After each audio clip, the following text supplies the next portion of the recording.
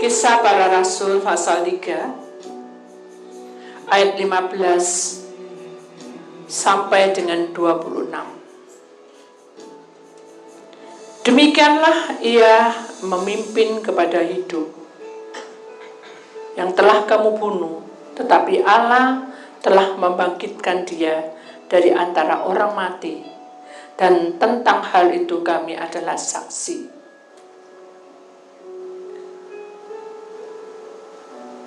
Di dalam Kisah Rasul pasal 3 ayat 11 sampai dengan 26, khotbah Petrus di Serambi Salomo. Karena orang itu tetap mengikuti Petrus dan Yohanes, maka seluruh orang banyak yang sangat keheranan itu datang mengurumuni mereka di serambi yang disebut Serambi Salomo. Petrus melihat orang banyak itu lalu berkata, "Hai orang Israel, mengapa kamu heran tentang kejadian itu? Dan mengapa kamu menatap kami seolah-olah kami membuat orang ini berjalan karena kuasa atau kesalahan kami sendiri? Allah Abraham, Ishak dan Yakub, Allah nenek moyang kita, telah memuliakan hambanya, yaitu Yesus yang kamu serahkan dan tolak di depan Pilatus. Walaupun Pilatus berpendapat bahwa ia harus dilepaskan, tetapi kamu telah menolak yang kudus dan benar, serta menghendaki seorang pembunuh sebagai hadiahmu. Demikianlah ia memimpin kepada hidup. Telah kamu bunuh, tetapi Allah telah membangkitkan dia dari antara orang mati. Dan tentang hal itu kami adalah saksi. Dan karena kepercayaan dalam nama Yesus, maka nama itu telah menguatkan orang yang kamu lihat dan kamu kenal ini. Dan kepercayaan itu telah memberi kesembuhan kepada orang ini di depan kamu semua. Hai saudara-saudara, aku tahu bahwa kamu telah berbuat demikian karena ketidaktahuan, sama seperti semua pemimpin kamu. Tetapi dengan jalan demikian, Allah telah menggenapi apa yang telah difirmankannya dahulu dengan perantara nabi-nabinya, yaitu bahwa Mesias yang diutusnya harus menderita. Karena itu sadarlah dan bertobatlah, supaya dosamu dihapuskan, agar Tuhan mendatangkan waktu kelegaan dan mengutus Yesus yang dari semula diuntukkan bagimu sebagai Kristus.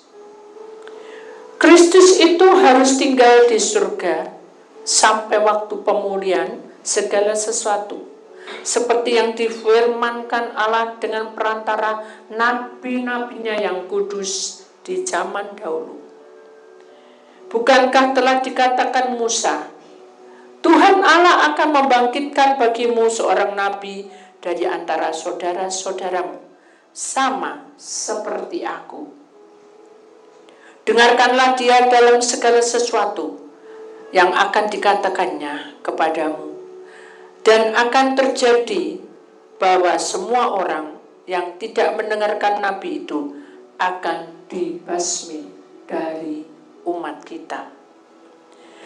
Dan semua nabi yang pernah berbicara, mulai dari Samuel dan sesudah dia, telah bernubuat tentang zaman ini.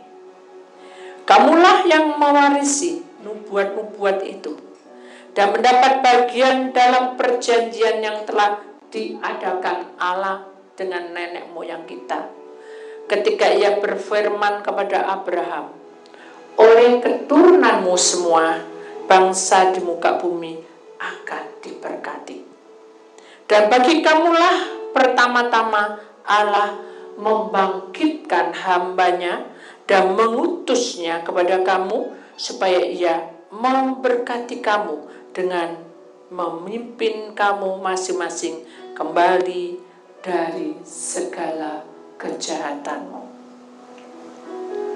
Bapa, kami percaya bahwa firman-Mu hari ini yang bertema tentang pewaris dalam perjanjiannya. Sentuh kami agar kami tahu. Tapi sebelumnya kami akan menyaksikan film pendek Tuhan. Bagaimana orang pilihan-Mu berjuang dan menerangkannya. Semoga kami mengenal dan mengerti. Di dalam nama Tuhan Yesus Kristus, Engkau mementeraikan kami dengan kuasa darah Tuhan Yesus. Sehingga hari ini kami siap untuk mendengarkan dan menyaksikannya. Di dalam nama Tuhan, yang percaya kita sama-sama berkata, amin. Beri kemuliaan kepada Tuhan, saudara. Jangan duduk kembali, kita akan menyaksikan film pendek, kemudian kita akan masuk dalam firman Tuhan. Ye men of Israel, why marvel ye at this? Or why look ye so earnestly on us, as though by our own power or holiness we had made this man to walk? The God of Abraham and of Isaac and of Jacob, the God of our fathers, hath glorified his Son Jesus, whom ye delivered up and denied him in the presence of Pilate, when he was determined to let him go.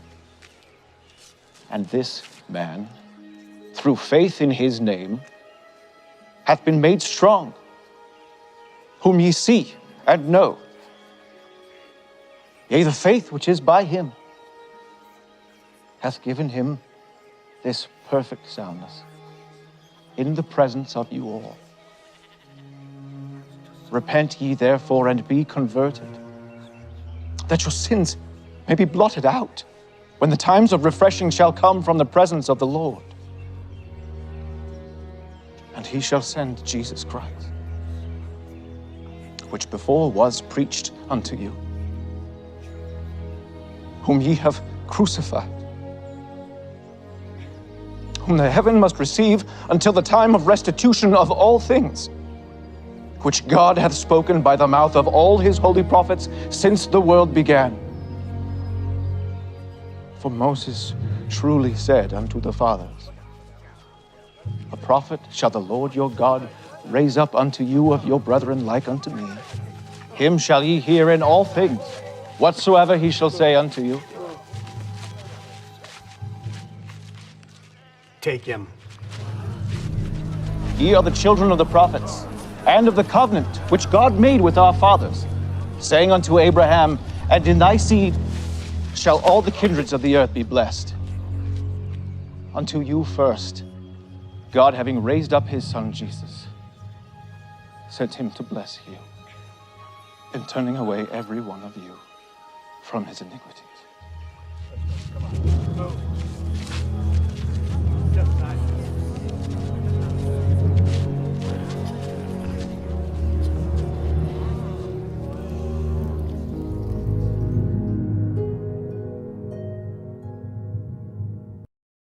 Belakang Tuhan sekalian. Firman Tuhan hari ini kita memiliki suatu tema yang bagus sekali ya saudara, di mana Tuhan berkuasa atas hidup kita. Kita akan menjadi pewaris dalam perjanjiannya. Amin. Siapa yang ingin menjadi pewaris saudara? Angkat tangan. Semua jadi ingin pewaris?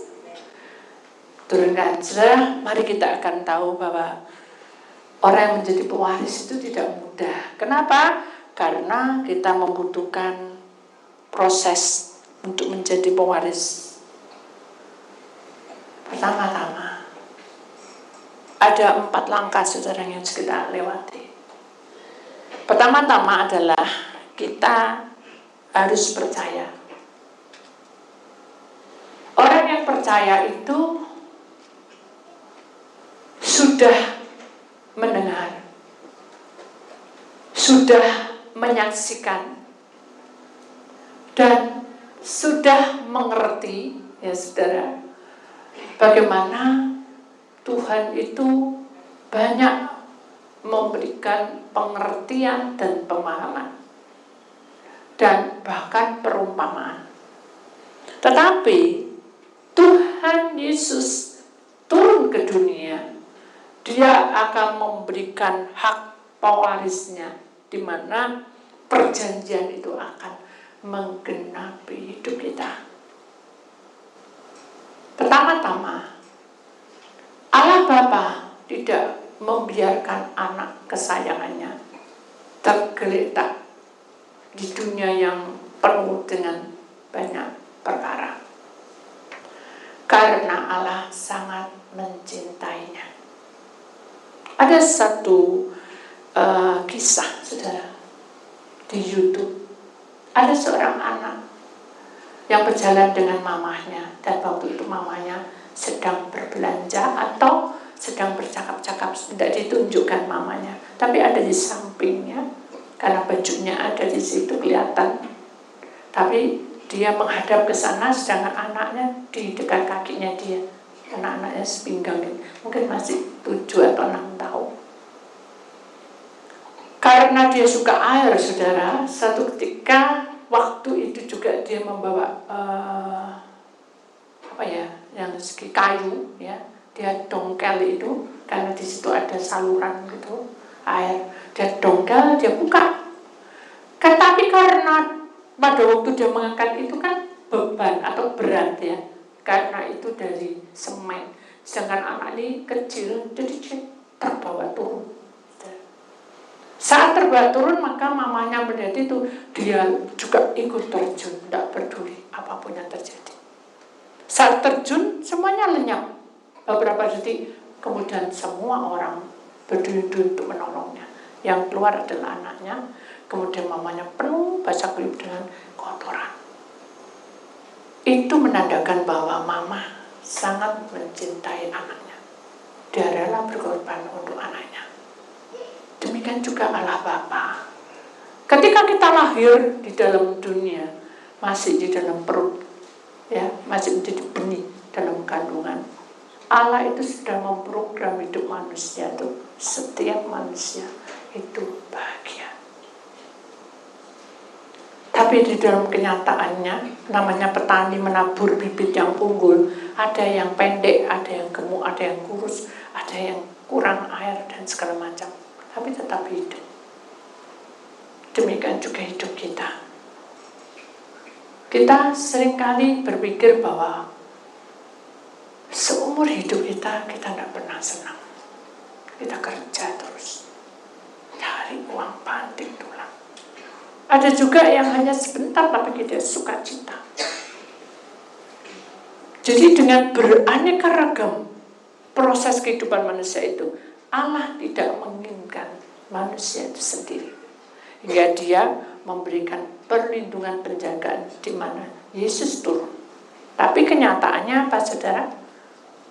Kata Petrus dan Yohanes, kamu yang menyalibkan, betul kan? Tadi kan dari kata-kata film tadi yang kita saksikan tadi, bahwa kamulah yang membebaskan orang yang jahat, yang harusnya kena hukuman, tapi justru Yesus yang kamu kenal dan kamu tahu banyak mujizat, air menjadi anggur, orang mati dihidupkan, orang timpang bisa, itu semua adalah suatu mujizat, dan kita melihat sama. Hari ini kita juga melihat kesaksian hidup dari teman kita, dari orang sepelayanan kita, mungkin juga dari saudara kita. Kita tahu.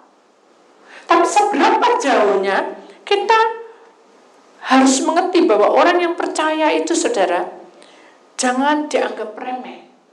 Karena percaya itu berarti saudara melangkah ke depan. Dan orang yang percaya itu belajar untuk mengerti mengapa saya hidup seperti ini. Jadi kalau kita di dalam pergumulan kita, saudara, ada orang itu yang hidup tidak pernah senang, tidak pernah bahagia, karena silih berganti hidupnya, selalu jadi apa, saudara? Jadi apa? Pemimpin di dalam rumah itu. Segala keuangan, segala macam, semuanya diurusi sama satu orang ini. Itu berat. Ada juga orang yang begitu dia lahir ke dunia, dia punya sakit penyakit. Mungkin dia kelainan.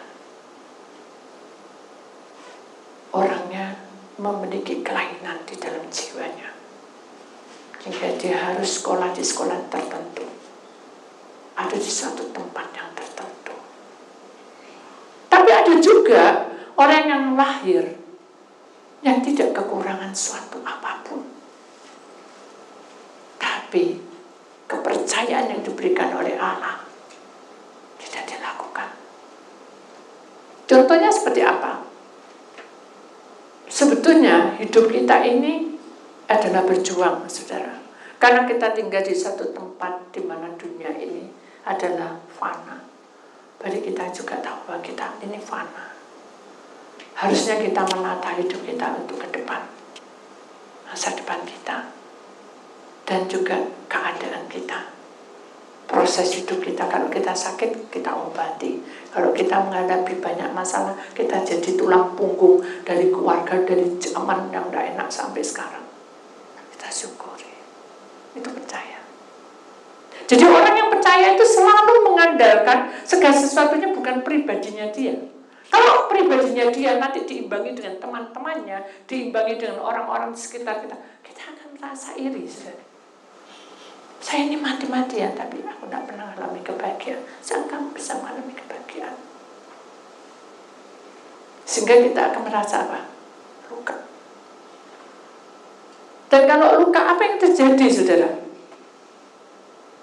Iblis tidak akan tinggal diam. Dia akan fitnah kita dengan berbagai-bagai suara gosip. Itulah yang Tuhan inginkan dalam hidup kita. Ketika dalam kehidupan kita masih di dalam kandungan ibu benih dan kita lahir sampai detik ini umur kita berapapun, saudara, mari kita pegang bahwa kepercayaan kita ini sampai pada mengembuskan nafas terakhir. Jangan mencari suatu jawaban, suatu mukjizat. Loh, apakah tidak boleh? Boleh, tapi jangan mengandalkan. Contoh nih ya. Satu hari dia berdoa, Tuhan, jangan hujan. Saya pengen hari ini adalah hari yang bahagia. Beri cerahkan hari ini adalah hari ulang tahun saya. Tapi ternyata mendung, saudara. Semuanya mendung. Dari pagi sampai mau malam tuh gelap gulita. Bahkan hujan rintik-rintik. Bagaimana kalau kita berdoa seperti itu, saudara? Apa arti percaya? Saya ada doa, tapi kenyataannya mendung. Seharusnya orang percaya bagaimana, saudara? Mensyukuri, aku percaya, Tuhan. Kenapa hari ulang tahun saya kok mendung? Bukan hidupku ini kelabu, tidak. Saya percaya, saya anak terang. Terang itu akan menembus semua yang ada. Ya awan kelabu, gelap gulita, semuanya besar. Karena saya tahu, percaya yang Tuhan berikan pada saya itu adalah luar biasa, melebihi dari hidup saya. Itu yang harus kita ucapkan. Tapi kenyataannya apa? Dari dulu sampai sekarang aku ini selalu jadi bulan-bulanan. Dari dulu sampai sekarang aku masih begini-begitu, saudara. Jadi kita lihat dalam penilaian percaya itu karena kita mau ada balasannya. Apakah sudah seperti itu? Halo? Apakah kita juga seperti itu? Mari kita belajar, saudara, untuk memahami. Apakah ada rasa takut ketika kita menghadapi hal seperti itu? Ya, jujur, saya pernah itu takut. Dulu, ketika saya disuruh maju satu kelas saja, takut. Begitu saya masuk langsung ada KKR, takut. Gak bisa ngomong, takut gak bisa ngomong. Tapi begitu saya bilang, Tuhan, saya percaya. Saya melangkah kaki saya ini, Tuhan yang suruh saya untuk berdiri di podium ini. Dan saya tidak pandai, Tuhan, untuk menghafal juga tidak bisa. Tuhan tidak coba, tidak apa-apa. Tidak. Dia tidak mengikuti kita, saudara. Tapi dia mengikuti masa depan kita. Dia akan menunjukkan masa depan kita untuk lebih baik. Dan kita jadi pemberani. Itu yang Tuhan mau. Kalau kita terus takut, dan kita tidak mau maju, itu berarti sudah tidak berani menerima tantangan itu. Ketika kita divonis dengan si A dan si B, saudara, siapa tahu, saudara, namanya si A, si B, tahu ya, saudara, itu adalah roh-roh yang tidak baik. Itu lagi menunggang orang itu, dan itu. Tapi orang bilang, masa bodoh? Ya tidak apa-apa. Tapi tetap berdiam di, itu namanya percaya. Jadi orang percaya itu tidak berbahasa basi. Orang percaya lebih banyak berdiam diri di bawah kaki Tuhan, menyerahkan semua harapannya pada Tuhan. Ketika ada penghinaan, beruntun, saya caci maki beruntun, saya tidak bisa bicara. Karena memang saya seperti itu. Saya tidak pandai bicara. Saya hanya melinangkan air mata. Dan saya pejamkan mata. Tuhan, saya percaya. Apapun yang terjadi ke depan, Tuhan jagai saya. Berbahagialah kamu yang mengalami kekurangan, saudara. Dan berbahagialah kamu yang mengalami banyak tantangan, buat kamu capek dan luka. Karena orang yang seperti itu akan selalu dekat pada Tuhan. Tapi berbahagialah orang yang selalu mengandalkan Tuhan, walaupun dia tidak kekurangan suatu apapun. Contoh ya, saudara. Dulu, waktu saya sekolah,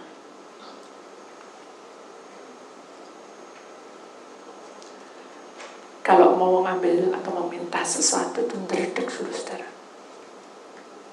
Dan menangis. Kalau orang tua saya keras, suruh gebrak meja. Saya tidak suka itu. Saya suka damai dan senyum. Tapi setelah saya melihat teman-teman saya tidak kekurangan, mereka bisa bersendaguro dan membawa uang, saya tidak iri, tapi saya menangis. Tapi Tuhan selalu berkata, segitukah kamu percaya padaku, hai hambaku? Tuhan, saya bilang gitu. Saya selalu dibilang hamba, saya tidak apa-apa. Sekalipun dia apapun yang dilakukan di depan saya tidak terbawa. Asal saya ingin hidup bahagia. Tapi ada orang yang diem, males, dia cukupkan semua dengan orang tuanya, ijazahnya. Jangan saya minta aja mesti dimarahi. Tapi percaya saya kepada Tuhan, belajar untuk percaya. Bahasa lewati ini. Ketika saya dapat dampratan marah, saudara, saya tidak bisa berkutik. Akhirnya saya masuk ke kamar. Saya pegang bantal saya berdoa. Dan menutup muka karena takut kalau marah, kalau nangis terdengar orang tua. Itu saya alami. Saat semuanya orang senang-senang pergi, saya duduk. Tapi dengan percaya itu, saudara, Tuhan tidak pernah membiarkan kita sendiri. Tiba-tiba ada kuda lewat. Persis di depan saya. Dan saya tahu, kuda ini tidak bisa menari loh, saudara. Tapi di depan saya, dia bisa menari. Akhirnya saya tertawa karena dengan gaya poninya dia. Dia menari-menari karena di sebelah itu adalah apa ya, saudara? Yang bisa radio dulu. Apa namanya ya? Jadi itu penyiar radio. Jadi lagunya keras sekali. Dan kuda itu bisa menari-menari. Saat itulah saya ingat bahwa Tuhan Yesus pernah naik keledai dengan sukacita pasti, walaupun dia harus disalib. Tapi Tuhan Yesus percaya Bapa memberikan yang terbaik untuknya. Sekalipun dia harus dicambuk, sekalipun dia harus diludahi. Dari situlah saya terbuka, saudara. Saya bisa senyum aja gembira. Akhirnya banyak hal yang terjadi. Percaya itu seperti itu, saudara. Harus melewati tantangan demi tantangan. Karena hal itu tidak mudah. Saudara harus percaya. Walaupun saudara tidak memiliki apa-apa di dunia ini. Nasi kelama. Jangan remehkan Tuhan. Sampai detik ini, Tuhan jagai saya. Tumat segini. Apakah masih tidak ada jamuan? Masih ada jamuan, saudara. Nah, sekelama tupina orema. Karena aku adalah Allahmu. Dan aku akan menjagai kamu. Dan tidak ada sehelai rambut pun iblis akan membuat kamu kacau. Sekalipun kamu harus mengalami kekacauan itu. Saudara paham? Jadi sekarang apapun yang terjadi dalam hidupmu itu, saudara syukuri. Jangan buat main-main. Karena ini adalah hidup yang hanya sekali, saudara. Dan tidak bisa diulang lagi. Jika kamu jadi pemuda, jadilah pemuda yang benar. Jangan ngawur. Kalau kamu jadi orang tua, jadilah orang tua yang benar. Dan jangan kamu bersalah. Kenapa? Karena anak cucu melihat kamu. Dari sinilah, saudara. Terang Allah itu bercahaya. Orang bilang apa, saya hanya berkata, Tuhan tak serano, saya percaya. Sehingga para malaikat itu akan bertata, membuka kepak sayapnya, menjagai kita. Kita harus imani itu. Oh gampang, nanti kan ini, nanti kan itu. Jangan mengandalkan manusia. Berarti sudah bukan anak Tuhan. Kalau saudara anak Tuhan, andalkan Tuhan. Kejauh sungguh-sungguh. Jangan selalu berharap manusia. Itu adalah dusta iblis. Dia akan membuat kamu terus sampai kamu jedok. Dan kamu akan tidak ada harga dirinya. Tuhan tidak suka seperti itu. Mari kita imani bahwa pewaris dalam perjanjian itu harus percaya. Kemudian langkah yang kedua, saudara, kita akan perhatikan di sini. Langkah kedua ini adalah iman. Percaya, melakukannya, dan mengikuti perintahnya bagus apapun yang terjadi. Sekalipun kamu tidak memiliki apa-apa. Tapi iman yang sebiji sesawi itu yang akan memberikan kamu kuasa atas hidupmu. Ketika saya divonis oleh dokter bahwa kamu tidak bisa hidup, kamu harus tergantung pada obat. Karena saya ada kelenjar getah bening. Dan ada di mana-mana. Tapi saya punya iman sebiji sesawi. Tuhan sembuh. Enggak. Tapi saya hanya berkata, Tuhan, ini air. Tuhan ajarkan saya untuk ambil air. Ini air. Saya hidup dengan air. Sucikan air ini. Sembuhkan saya bila Tuhan kehendaki. Sucikan air ini supaya saya lepas dari penyakit kelenjar getah bening. Terus saya beruntun sampai bertahun-tahun. Saya tidak pernah bilang, ini sudah sembuh belum ya? Tidak pernah. Setiap kali saya lakukan itu, selalu saya pengen megang. Tapi Tuhan, di dalam hati saya, percaya dan iman. Iman. Baik. Jadi kata iman itu adalah melangkah untuk lebih. Untuk seri selanjutnya. Kalau saudara percaya, berarti saudara itu apapun saudara tidak punya apa-apa di dunia ini, tapi saudara tetap teguh dengan firman-Nya, berarti saudara tinggal melangkah lagi, memiliki iman. Dengan iman itulah kamu berjalan di atas air. Saya tahu kehidupan sekarang ini penuh dengan banyak masalah. Saudara akan mengalami banyak masalah juga. Tapi kalau kita bersama dengan Tuhan, iman yang sebiji sesawi itu akan memberikan jalan keluarnya. Dan kita baru tahu, oh kenapa ya aku kok koma ya? Oh ternyata Tuhan izinkan aku untuk masuk dunia roh. Kenapa ya? Oh ternyata di akhir zaman ini banyak orang yang depresi. Saya jadi menangis, saudara. Kalau bukan karena kasih Tuhan, dan saya tidak mengimaninya, mungkin saya jadi orang-orang yang biasa untuk melayani, tapi tidak tahu dunia roh. Ketika saya koma, dan saya harus melewati koma, bertemu dengan segala kuasa-kuasa yang tidak benar, Tuhan izinkan. Sehingga pada waktu terjadi, dengan apapun orang konseling, saudara, saya sudah mengalaminya. Jadi hal itu tidak bohong, saya alami. Makanya saya dengan berani dan lantang untuk bicara sama. Petrus dan Yohanes juga mengalaminya. Dia melihat kesaksian bagaimana gurunya membangkitkan orang mati dan memberikan kesembuhan bagi orang yang buta sejak lahir. Itu dengan kasat mata dia lihat. Sekarang gurunya naik ke atas, tidak punya siapa-siapa. Apa yang diandalkan? Percaya dan mengimaninya. Apa yang terjadi?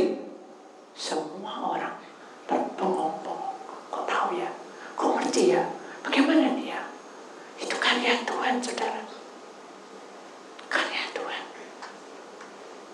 Kalau orang dibilangin konseling, loh kamu tuh tidak ada rohnya, kamu jatuh. Loh itu loh rumahmu yang ada ini. Kok tahu ya? Sama seperti Petrus dan Yohanes. Ditegur kan?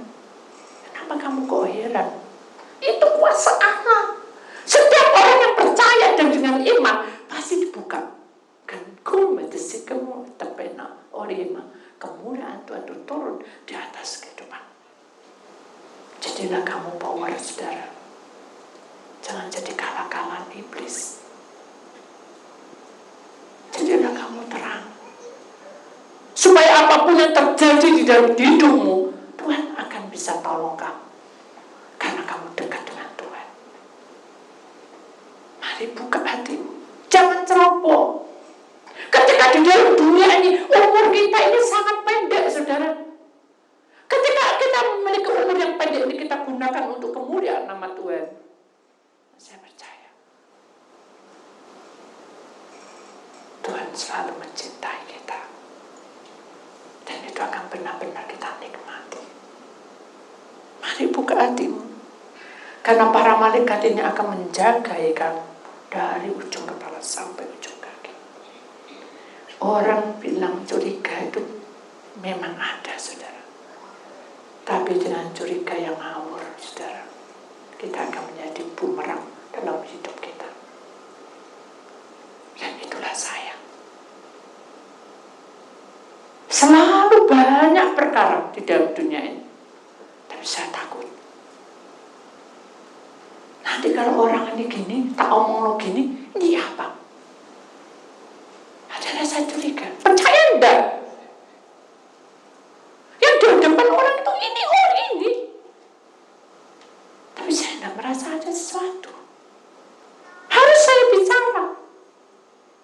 Kalau enggak, who will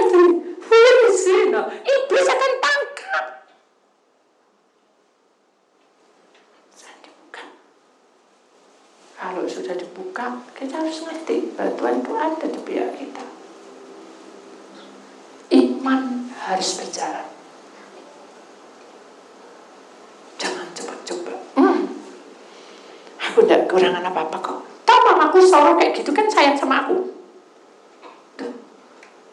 Kalau suatu ketika mama mau dipanggil, kamu tidak ketekeran. Kan tidak apa-apa, ada suamiku. Mungkin kita suami istri. Nah, kalau suamimu dipanggil, apa kamu tidak ketekeran? Apa kamu tidak kehilangan, tidak bingung kamu? Jadi kita itu jangan menganggap bahwa masih panjang. Kita tahu bahwa hidup kita ini tidak tahu besok itu terjadi apa, tidak tahu. Tidak tahu, saudara. Hari ini kita mau ngomong, besok dan tidak ada, kita tidak tahu. Tapi kita sudah siap, saudara. Karena kita punya apa? Punya kehidupan yang dekat pada Tuhan. Jadi kita bisa ngerti, oh ya udah, ini waktunya sudah. Tapi bukan kita terus menangisi, merantapi nasib. Tidak bisa. Kita ini hidup, kita harus berjuang supaya kita menjadi kepala. Allah berkata, nah itu sih, aku akan memberikan pewaris dalam hidup. Tapi kehidupan kamu bagaimana? Kekaru-karuan. Apa artinya hidup yang hanya sementara ini, saudara? Kalau kamu tidak mempersembahkan hidupmu pada Tuhan, ambil waktu, panggil namanya dan bilang, Tuhan pakai aku, supaya aku bisa memperlengkapi Engkau sebagai alatmu. Dan orang yang dipakai oleh Tuhan itu bukan untuk pelayan Tuhan, toh, saudara. Ketika kamu menjadi kepala imam, menjadi suami, menjadi istri, jangan bergantung pada manusia, saudara. Itu berbahaya sekali. Kenapa? Karena Tuhan tidak ingin kita seperti itu. Kita harus menjadi dewasa iman kita. Kenapa? Karena Tuhan ada bersama dengan kita. Saudara, kita akan langsung baca firman Tuhan aja ya, saudara, supaya kita tidak berlarut-larut. Kita akan buka firman Tuhan di dalam Kisah Rasul pasal 3 ayat 25. Kamulah yang mewarisi nubuat-nubuat itu dan mendapat bagian dalam perjanjian yang telah diadakan Allah dengan nenek moyang kita. Ketika ia berfirman kepada Abraham, oleh keturunanmu semua bangsa di muka bumi akan diberkati. Kalau kita ingat pujian ini, kalau kita ingat ayat ini, saudara, kita sadar bahwa nubuat itu adalah milik kita. Amin. Amin. Nah, saudara, kok enggak semangat ya? Nubuat ini adalah pewarisnya adalah kita. Amin. Amin. Apa nubuat itu? Kita akan lihat, saudara, apa kelanjutannya mengenai tentang iman, saudara. Karena setelah iman, nubuat-nubuat ini akan terjadi. Hubina, itu menjadi bagian kita karena kita mencintai Tuhan. Orang mencintai Tuhan itu bukan Senin, Selasa, Rabu, Kamis, Jumat, Sabtu, Minggu ke tempatnya Bu Didi atau ke gereja. Itu kewajiban. Orang yang mencintai Tuhan itu dimanapun berada, saudara akan memanggil nama Tuhan. Paham, saudara? Dimanapun berada, kita panggil nama Tuhan. Bukan nama kotor, bukan kata-kata kotor atau kata-kata kutuk.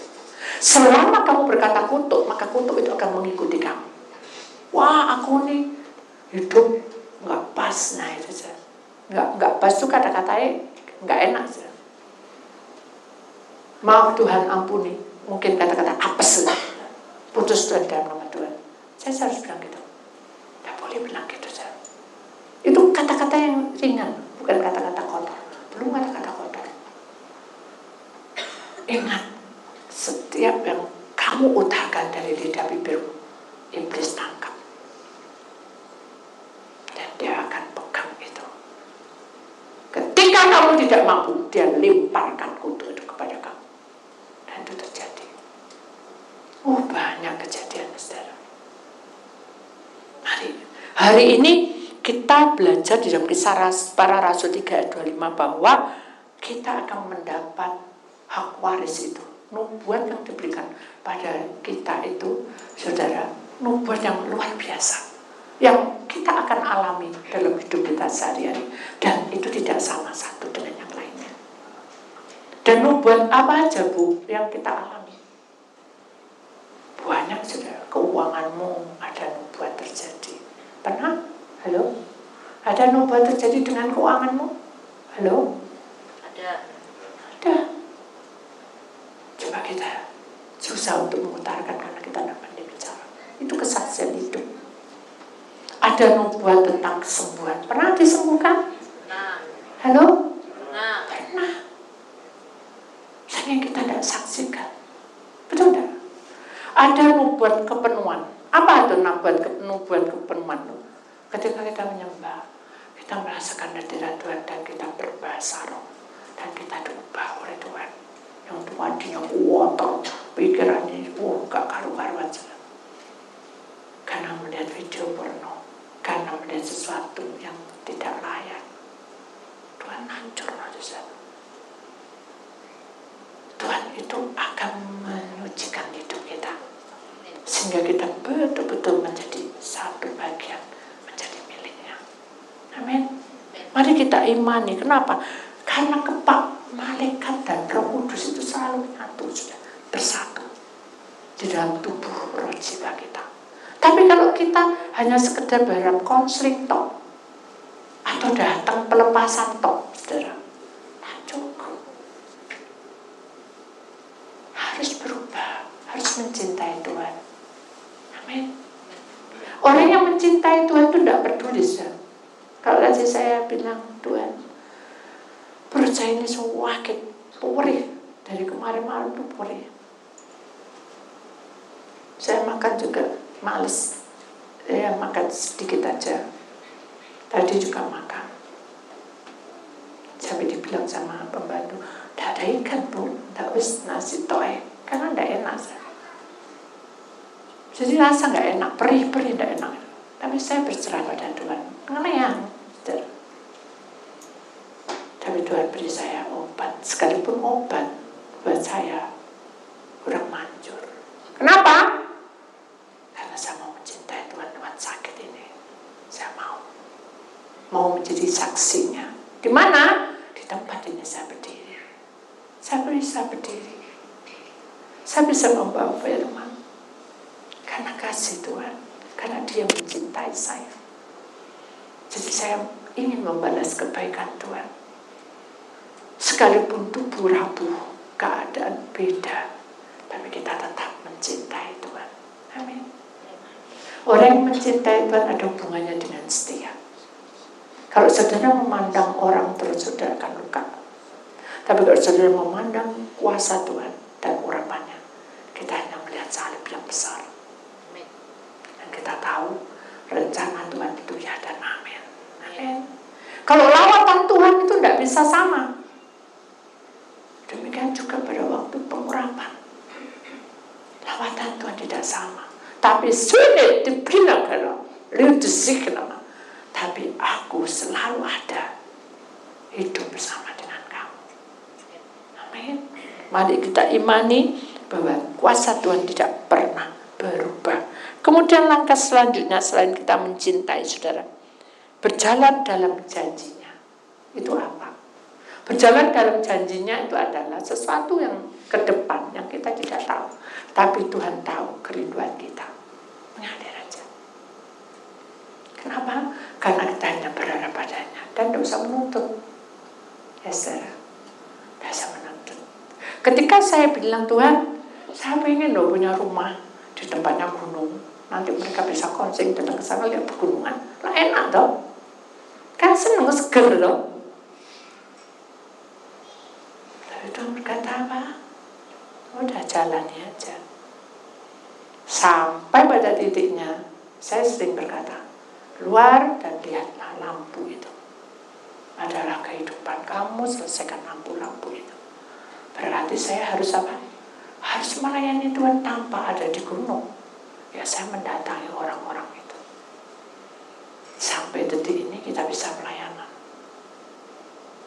Kalau saya mau memikirkan untuk tetap menjadi tempat di gunung itu, saudara, saya tidak akan berjalan dengan janjinya, tapi keegoan saya yang maju. Loh, kan aku tahu, bahasa apapun aku tahu kok, binatang tahu, apalagi setan. Intinya gitu. Kalau saya mengandalkan pribadi saya tidak akan menemukan jalan di dalam perjanjiannya, di mana jalan janji-janji Tuhan itu di tengah-tengah kita itu akan memperlengkapi hidup kita menjadi orang pilihannya, karena kita adalah pewarisnya. Amin. Mari, jangan saudara anggap remeh. Gejolak dunia ini sudah tidak pas. Takutlah akan Tuhan. Kalau orang bilang nabung sudah mulai sekarang, ini pun kalau sampai kiamat pun kita tidak bisa hidup sempurna. Tapi kita yakin bahwa dengan kuasa Tuhan kita akan melewati jalan yang hidup bersamanya. Amin. Ada satu kesaksian sebelum saya tutup, saudara. Ada seorang anak kecil, saudara, yang setiap hari itu ada di pasar. Setiap pagi saya juga bertemu dengan dia. Dia hanya tadinya melihat saya bengong. Satu hari dia tuh mengikuti saya dengan pakaiannya, yang namanya orangnya anak kecil yang tidak punya rumah, kasihan juga. Dia mengikuti saya, hanya saya kasih dia kue. Begitu saya kasih kue dia, saudara, dia tidak bilang terima kasih, tapi dia lari. Tapi kue itu sudah saya doakan, Tuhan, sucikanlah roti ini, yang kuduskan, kuasamu yang bekerja. Amin. Saya kasihkan. Setelah itu tidak ketemu lagi, sudah berbulan-bulan. Terus hari yang selanjutnya, suatu hari lagi, saya kaget. Loh, kok mukanya jadi kayak kuyu gitu? Nah, kalau logika saya, di doa tambah kayak gini kan gitu. Saya datangi, kamu sakit? Dia lari, saudara. Terus besok lagi saya datang lagi, lari lagi. Hanya saya jadi merasa berbeban. Saya berdoa, Tuhan, kalau saya ada kesalahan dengan anak tadi, mungkin dia takut dengan saya karena saya mungkin terlalu berani memberi kue, itu mungkin dimarahi mamai atau bagaimana, ampuni saya serahkan. Jadi saudara, orang yang percaya itu jangan mengatur Tuhan, ya. Orang yang percaya dengan iman juga jangan mengimani yang enggak pas. Kalau nama Tuhan, anak ini akan mau buka, atau anak ini akan dekat lagi sama saya, nanti tak kasih Tuhan, tak doa lagi. Nah, itu bukan iman, tadi itu ngatur Tuhan. Dan orang yang mencintai Tuhan itu harus rela. Walaupun kita dengar kata-kata yang tidak baik. Sekarang ini berbeda, biarin aja apa kata mereka. Yang penting adalah saya mencintai Tuhan, itu intinya. Jadi saya hanya belajar untuk mencintai Tuhan, dan saya hanya berdoa, Tuhan, bila saya yang salah ampuni. Karena saya tahu bahwa perjalanan hidup saya, jalan itu akan diberikan karena janji Tuhan itu pasti ya dan amin. Saya percaya pasti punya rencana di balik semua. Benar, sudah. Besok lama 1 bulanan sudah. Hanya saya melihat anak itu timba. Jadi dari sana ke sini itu dia nuang air. Kasian ya, kecil-kecil kok harus kerja itu pikir saya. Saya datang nih, dia ragu-ragu. Dan saya bilang, Tuhan, saya tahu bahwa Tuhan itu punya janji yang indah. Kalau Tuhan berikan yang indah, pasti Tuhan juga beri waktu pada saya. Pasti dalam nama Tuhan, Tuhan kasih ini, pasti kehendakmu yang jadi pasti ketemu. Tidak bisa, kita tidak bisa ngatur Tuhan. Sudah saya serahkan sama Tuhan anak ini. Tolong lindungi Tuhan, kirim malaikat. Dan lama kemudian juga tiba-tiba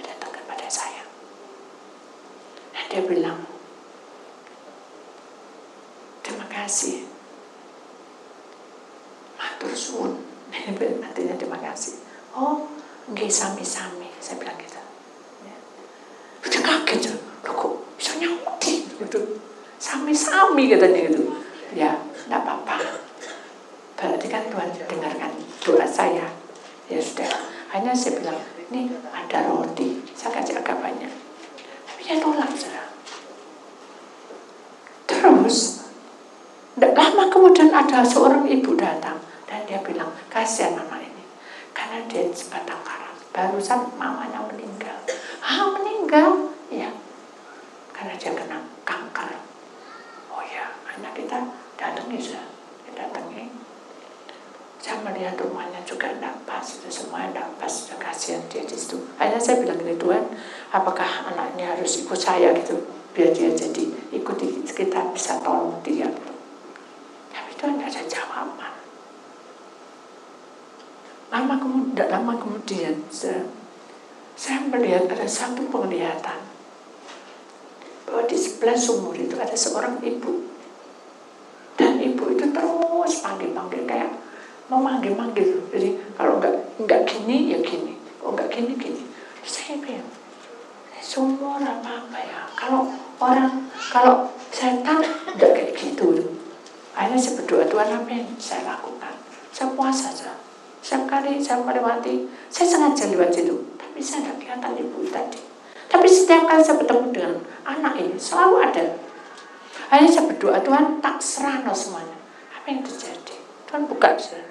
Pewaris perjanjian itu pasti akan tahu rahasia Tuhan. Itu. Saudara harus tahu ke situ. Harus terbuka. Rahasia Tuhan dalam hidupmu dibuka, saudara. Pasti itu. Jangan seperti ini terus-terusan. Harus tahu kita punya pewaris, kuasa Tuhan turun. Oh, ternyata begini. Itu harus. Jangan kita diam. Kita cari supaya Tuhan buka semuanya. Nah, hanya begitu saya ketemu sama anak ini, saya berdoa. Ayo kita doa. Siapa yang purun didoain? Kamu mau didoain? Nggih. Yuk sembahyang ya. Nggih, matur suwun. Ya sama-sama. Doa saya. Karena saya juga bingung dia bahasa Indonesia bisa apa enggak, tapi saya juga tidak terlalu bisa berbahasa seperti itu kan. Saya hanya bilang aja, sembah Gusti Allah, matur suwun. Saking kersane Gusti Allah. Maka dina niki kula saged sembahyang bareng-bareng kali anak Gusti Allah. Sebenarnya gitu, di bahasa Jawa. Dari situlah anak itu menangis. Setelah saya teruskan itu di sumur itu keluar, saudara. Begitu keluar, saya juga secara logika kan takut, ini apa itu. Tapi begitu kita mau sampai, roh itu mau sampai, kemuliaan Tuhan sedang menutupi kita. Nah itu saudara. Jadi pewaris dalam perjanjiannya itu akan menggenapi, menutupi kita. Sehingga dibuka kronologinya bahwa ibu ini nyangkut matinya. Nyangkut, tahu nyangkut ya? Belum masuk kemah perhentian. Kenapa? Kenapa saudara? Saya juga tidak tahu kenapa. Akhirnya Tuhan buka lagi. Ternyata ini mama ini ya, mamanya anak ini mendapat kutukan. Kamu tidak akan bisa mati. Matinya kamu akan tersendat. Kamu sampai kapanpun pasti tidak bisa mati. Enak dengan lega. Itu kutuk. Hanya kata-kata itu loh, diucapkan tiap hari oleh orang tuanya. Karena dia anak buangan yang tidak dikehendaki dia lahir. Hati-hati saudara, perhatikan baik-baik. Jangan berkata kutuk, kasihan. Begitu kita lihat itu, sama yang saya lakukan. Naikkan. Begitu naik, saudara, naik. Kemah perhentian, saudara. Apa yang terjadi?